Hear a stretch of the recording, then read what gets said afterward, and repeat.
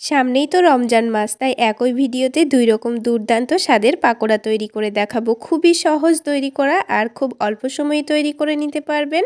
আসসালামু আলাইকুম বন্ধুরা, কিচেন বাঙালিয়ানা চ্যানেলে আপনাদের সবাইকে স্বাগত জানাই। তো সবার প্রথমে আমি আপনাদের পেঁয়াজের পাকোড়া তৈরি করে দেখাবো। আশা করছি রেসিপিগুলো আপনাদের অনেক ভালো লাগবে। তো প্রথমে যে পাকোড়াগুলো তৈরি করে নেব তার জন্য আমি এখানে ছোট সাইজের 4টা পেঁয়াজ নিয়েছি। তো পেঁয়াজগুলোকে খুব ভালো করে ধুয়ে পরিষ্কার করে নিয়েছি। তারপর পেঁয়াজের খোসাটাকে ছাড়িয়ে নিচ্ছি। তো আমি একটু মোটা সাইজের পেঁয়াজগুলো কেটে নেব। তো আমি আপনাদের কেটে দেখিয়ে দিচ্ছি ঠিক কিভাবে আমি পেঁয়াজটা কেটে নিচ্ছি। তো একটু মোটা করেই কেটে নিতে হবে, কারণ এই পেঁয়াজের পাকোড়াগুলো যখন তেলের মধ্যে ভাজবো তখন কিন্তু পেঁয়াজটা পুড়ে যেতে পারে পাতলা করে কেটে নিলে। তো একটু মোটা সাইজের করে কেটে নিতে হবে। তো বন্ধুরা, এই পেঁয়াজের পাকোড়াগুলো তৈরি করতে কিন্তু খুব বেশি উপকরণের দরকার নেই। শুধুমাত্র কয়েকটা পেঁয়াজ থাকলে, অল্প কিছু মশলা থাকলেই পেঁয়াজের পাকোড়াগুলো ঝটপট তৈরি করে নিতে পারবেন। তো 4টা পেঁয়াজই আমি খুব সুন্দর করে কেটে নিয়েছি। এবার এই পেঁয়াজগুলোকে একটা বাটির মধ্যে নিয়ে নিচ্ছি। এবার এই পেঁয়াজের মধ্যে কিছু মশলা দিয়ে দেব। তো প্রথমে স্বাদ মতো লবণ দিয়ে দিলাম। তো এবার এই লবণটা দিয়ে পেঁয়াজগুলোকে একটু ভালো করে হাত দিয়ে মথলে নিতে হবে। এইভাবে মথলে নিলে কিন্তু পেঁয়াজটা অনেকটাই নরম হয়ে যাবে আর এই পেঁয়াজের মধ্যে থেকে অল্প অল্প পানিও ছেড়ে আসবে। তো পেঁয়াজটা মথলে নেওয়ার পর আমি 5 মিনিট মতো রেস্টে রেখে দিয়েছিলাম। তারপর এর মধ্যে কিছু গুঁড়ো মশলা দিয়ে দিচ্ছি। তো প্রথমে হালকা একটু কালারের জন্য সামান্য পরিমাণ হলুদের গুঁড়ো দিয়েছি, সামান্য পরিমাণ ভাজা জিরা গুঁড়ো দিয়ে দিচ্ছি, সামান্য পরিমাণ ধনে গুঁড়ো দিয়েছি আর অল্প করে একটু গরম মশলা গুঁড়ো দিয়ে দিয়েছি। আর ঝালের জন্য কাঁচামরিচ কুচি দিয়েছি আর দিয়ে দিয়েছি ধনেপাতা কুচি। এবার বাইন্ডিংয়ের জন্য 2 চামচ মতো বেসন দিয়ে দিচ্ছি। আর একটু মুচমুচে ভাব আনার জন্য এখানে 1 টেবিল চামচ পরিমাণ চালের গুঁড়ো দিয়ে দিচ্ছি। আপনাদের হাতের কাছে চালের গুঁড়ো না থাকলে অল্প করে একটু কর্নফ্লাওয়ারও দিতে পারেন। তো বন্ধুরা, যেহেতু এখানে পেঁয়াজের পরিমাণটা অল্প, তাই আমি মশলাগুলো অল্প অল্প নিয়েছি। আর পেঁয়াজের পরিমাণ বাড়িয়ে নিলে কিন্তু সব কিছুর পরিমাণটা বাড়িয়ে নিতে হবে। তো বেসন আর চালের গুঁড়ো দিয়ে মাখানোর সময় একটু টাইট মনে হচ্ছিল দেখে আমি অল্প করে একটু পানি দিয়ে দিচ্ছি। তো এখানে পানির পরিমাণটা একেবারেই সামান্য দিতে হবে, তা না হলে কিন্তু এই পেঁয়াজটা অনেকটাই নরম হয়ে যেতে পারে। তো আবারও খুব ভালো করে মাখিয়ে নিয়েছি। তো ঠিক এইরকমভাবে এটা রেডি করে নিতে হবে। তো এবার আমি পাকোড়াগুলো তৈরি করে নেওয়ার জন্য অল্প অল্প করে এটাকে হাতের মধ্যে নিয়ে তেলের মধ্যে ছেড়ে দিলেই কিন্তু আজকের এই পাকোড়া রেডি হয়ে যাবে। তো আমি এখানে ছোট ছোট করে পাকোড়াগুলো তৈরি করে নেব, তাই ছোট ছোট করে তেলের মধ্যে দিয়ে দিচ্ছি। আর একটু পাতলা করে এগুলো তেলের মধ্যে দিয়ে দিলে কিন্তু অনেকটাই মুচমুচে হয়। তো আপনারা যদি পাকোড়াগুলো একটু বড় বড় করে বানাতে চাচ্ছেন তাহলে একটু বেশি পরিমাণে পেঁয়াজটা তুলে নিয়ে দিয়ে দিতে হবে। তো আমি একটা একটা করে সবগুলোই পাকোড়া একসঙ্গে ভেজে নেব, যেহেতু আমি অল্প করে পাকোড়াগুলো তৈরি করে নিচ্ছি। তো বন্ধুরা, আমার রিকোয়েস্ট রইল, একবার হলেও এই রমজান মাসে এই পদ্ধতিতে পেঁয়াজের পাকোড়া বানিয়ে খেয়ে দেখবেন। খেতে কিন্তু ভীষণ মজার হয়। তো বন্ধুরা, বাড়িতে কোনো রকম সবজি আনা না থাকলে আপনারা এইভাবে পেঁয়াজের পাকোড়াগুলোকে ভেজে নিয়ে রান্না করেও কিন্তু আপনারা সেহরিতে খেতে পারেন। ভাত রুটির সঙ্গে খেতে কিন্তু ভীষণ মজার হয়। তো দেখুন, একদিকটা হালকা ভাজা হয়ে গেছে, এবার আমি এগুলোকে উল্টে দিচ্ছি। আর বন্ধুরা, পেঁয়াজটা একটু মোটা করে কাটতে বলেছিলাম, দেখুন পাকোড়াগুলো ভাজার সময় কিন্তু পেঁয়াজগুলো পুড়ে যেতে পারে। তো একটু মোটা করে কেটে নিলে কিন্তু পেঁয়াজটা পুড়বে না, খেতে ভীষণ ভালো লাগবে। আর সাইডে যে পেঁয়াজগুলো আছে সেগুলো পুড়ে গেলে কিন্তু এই পাকোড়াগুলো তেতো লাগতে পারে। তো দেখুন, খুব সুন্দর কালার চলে এসছে। এবার আমি একটা একটা করে পাকোড়াগুলোর তেলটা ঝরিয়ে নিয়ে বড় একটা ছাকনার মধ্যে উঠিয়ে নিচ্ছি। আর পাকোড়াগুলোকে একটু মিডিয়াম টু লো আঁচে ভেজে নিলে দেখবেন অনেকটাই মুচমুচে হবে, খেতে ভীষণ ভালো লাগবে। আপনারা আওয়াজ শুনে নিশ্চয়ই বুঝতে পারছেন কতটা মুচমুচে হয়েছে। তো সবগুলো পাকোড়া আমি তুলে নিয়েছি। এবার এই পাকোড়ার সঙ্গে খাওয়ার জন্য 4টা কাঁচামরিচকে ছাকনার মধ্যে রেখে একটু করে ভেজে নেব।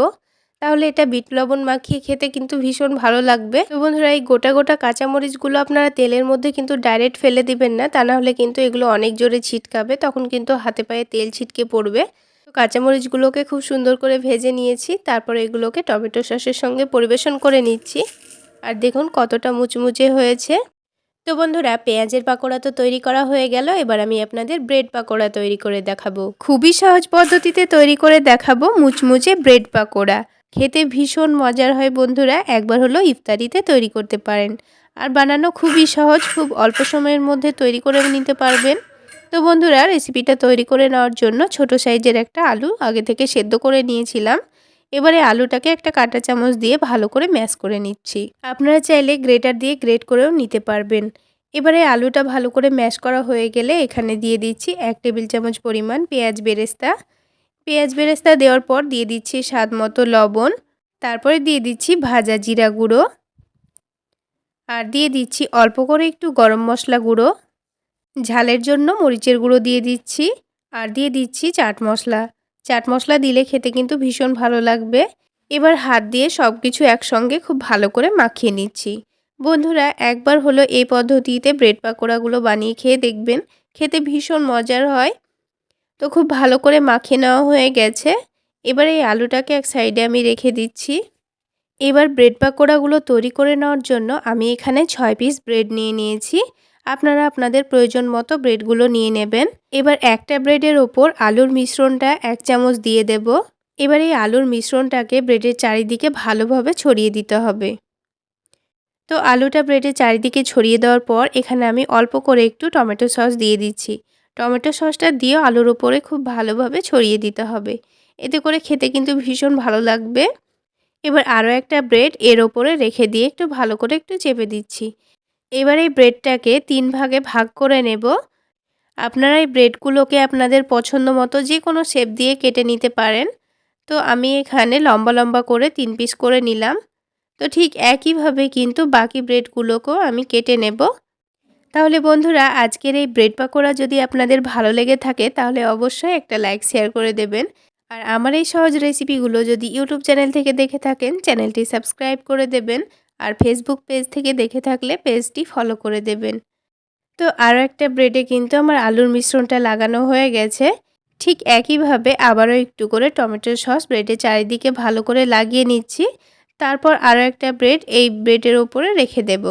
তারপর একইভাবে আমি কেটে নেব। তো বন্ধুরা, ঠিক একইভাবে আমি সবগুলো ব্রেড কেটে নিয়েছি। এবার পাকোড়াগুলো তৈরি করে নেওয়ার জন্য একটা ব্যাটার রেডি করে নিতে হবে। তো আমি এখানে একটা ছোট বাটি মেপে 1 বাটি বেসন নিয়ে নিয়েছি।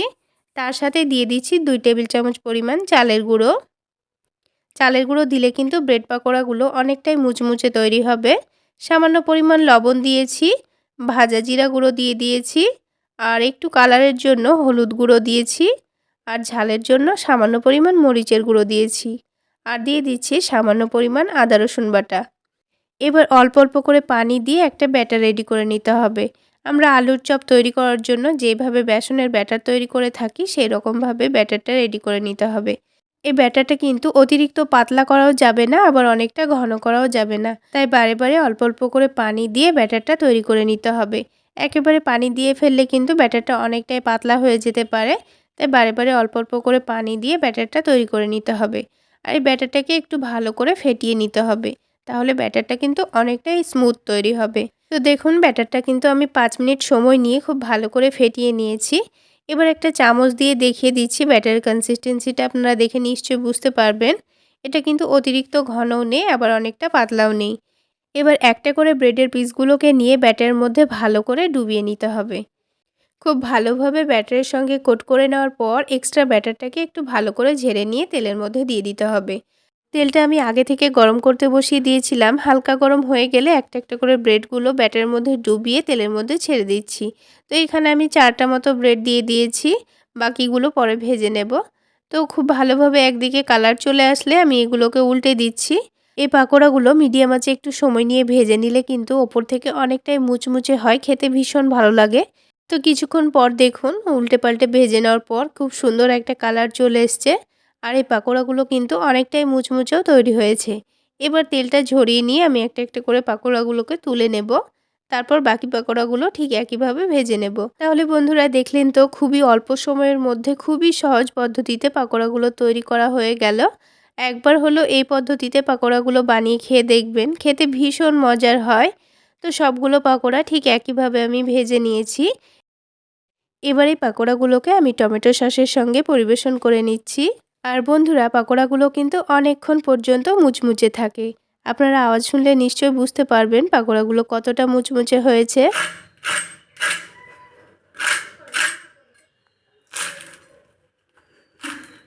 তাহলে বন্ধুরা আজকে এই পর্যন্ত। সকলে অনেক বেশি ভালো থাকবেন, সুস্থ থাকবেন। দেখা হচ্ছে আরও একটি নতুন রেসিপি নিয়ে নেক্সট এপিসোডে।